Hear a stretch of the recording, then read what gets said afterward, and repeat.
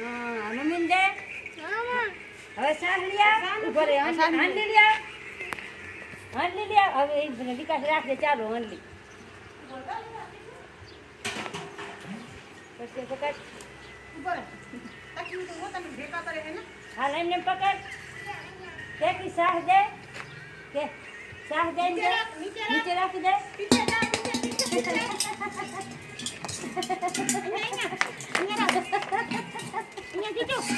ના અહીંયા ભલે હો અરે નીચે રાખ ઉભો રે તમે વચ્ચે વચ્ચે આવો એટલે એને આખું સેટિંગ બગડી જાય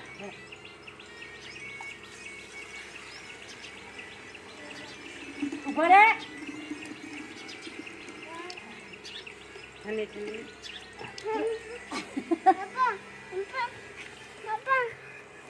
અને આ શાક લઈ જા કે ભાઈ રાખો એમ કે નીચે રાખો એમ કે નીચે રાખો ભાઈ રાખી દે ખરાબ છે ને એટલે દી આવ મારે બીજું દૂધ આવે દી આવ હવે દૂધ લઈ આવજા દૂધ આવી હવે ખર્ચે લઈ આવી જાય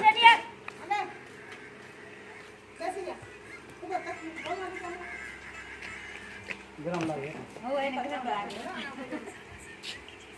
એ માં કે દૂધ દો એમ કે આપો કે છીટો કે તો પેલા મમ્મી દિયા